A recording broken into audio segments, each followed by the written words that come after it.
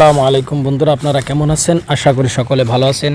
আজকের ভিডিওটার বিষয়টা হচ্ছে যে আপনারা সহজে বের করতে পারবেন যে আপনার ছেলের নামে বা চাচার নামে, দাদার নামে, কন্যার নামে বা আপনার মার নামে, দাদার নামে বা আপনার সৎ ভাই, সৎ বোন, যাদের নামে কতটুকু জমি আছে আপনারা কিন্তু সহজেই কিন্তু আজকের এই ভিডিওর মাধ্যমে জানতে পারবেন যে এই কিভাবে আপনারা বের করতে পারবেন যে আপনার ছেলে নামে, মেয়ের নামে আপনার অন্য কোনো উকিলের কাছে যাওয়া লাগবে না বা কোনো মোহরির কাছে যাওয়া লাগবে না যে আমার ছেলে কতটুকু জমি পাবে বা মেয়ে কতটুকু জমি পাবে বা আমার বাবা কতটুকু জমির অংশ বা আমার সৎ ভাই আমার যে জমি আছে এই জমি থেকে সে কতটুকু জমি পাবে।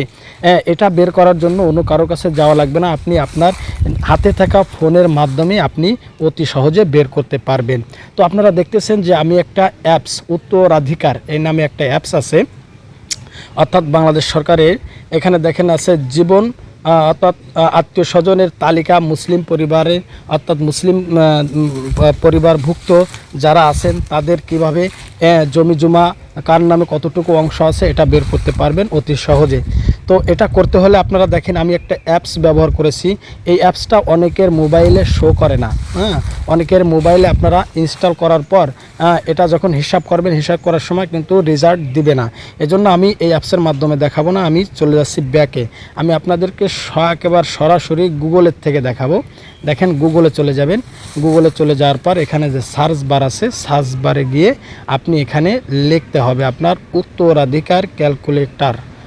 এখানে লেখার পর দেখেন এখানে আপনার সামনে এই যে এরকম একটা ওয়েবসাইট আপনার সামনে দেখাবে। দেখেন এখানে লেখা আছে উত্তরাধিকার সহজেই সম্পত্তির হিসাব, অর্থাৎ সহজেই আপনার যে সম্পত্তি আছে সেই সম্পত্তির হিসাবটা সহজেই বের করতে পারবেন। তাহলে এখন কি করতে হবে, আমার এখানে ক্লিক করতে হবে, এই উত্তরাধিকার এই ওয়েবসাইটের উপর ক্লিক করতে হবে। ক্লিক করার পর দেখেন এখানে দেওয়া আছে আত্মীয় স্বজনের তালিকা, অর্থাৎ আপনি যদি চান যে আমি দেখতে চাই যে আমার ছেলের নামে কতটুকু জমি আছে, তো এখন এখানে পুত্র যেখানে আছে এখানে ক্লিক করবেন। ক্লিক করার পর এখানে দেখেন এক দেওয়া আছে, আপনার পুত্র যে কয়জন আপনি সেটা এখানে দিয়ে দেবেন। মনে করেন আপনার পুত্র আছে 2 জন, আপনি 2 দিয়ে দিলেন। এরপর কন্যা আছে কজন, আপনি কন্যাটা এখানে সিলেক্ট করবেন। কন্যা যদি আপনার 2 জন হয় তাহলে আপনি কন্যাটাও এখানে সিলেক্ট করে দিবেন। কন্যা দিয়ে দিলাম 2 জন। এরপর মৃত কন্যা পাপ।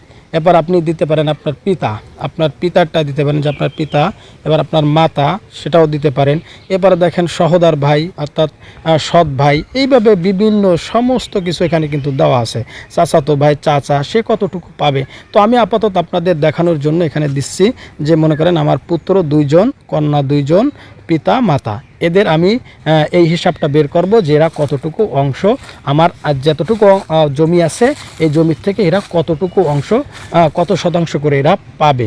তো এটা করতে হলে এখন একটু কি করবেন, স্ক্রল করে নিচের দিকে আসবেন। দেখেন এখানে কয়েকটা ঘর এখানে দেওয়া আছে, তার মধ্যে দেখেন একটা আছে জমি। জমির কত শতাংশ এখানে দিয়ে দিতে হবে আপনার। তো আপনার যতটুকু জমি আছে সেখানে কিন্তু এখানে দিয়ে দিতে হবে।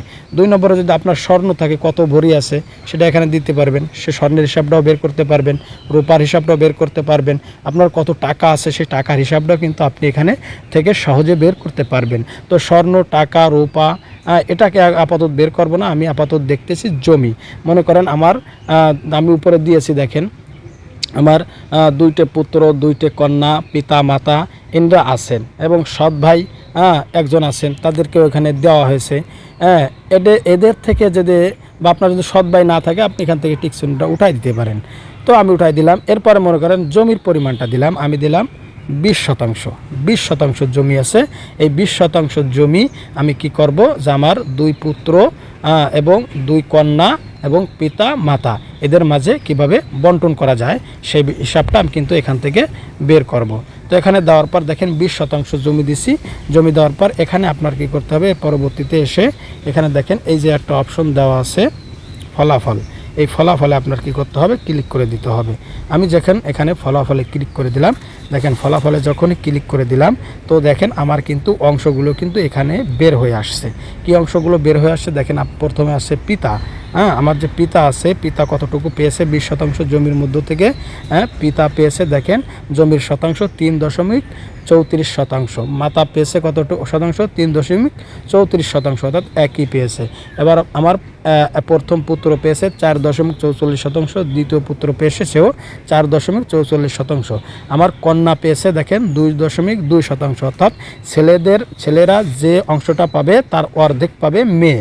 ছেলে অর্থাৎ 2 মেয়েতে যে যা পাবে 1 ছেলেতে তাই পাবে, বা 1 ছেলেতে যা পাবে সেই ছেলের অর্ধ অংশ পাবে হচ্ছে কন্যা। তো 1 ছেলেতে পেয়েছে 4.44%, সেই ক্ষেত্রে অর্ধেক আসে 2.22%।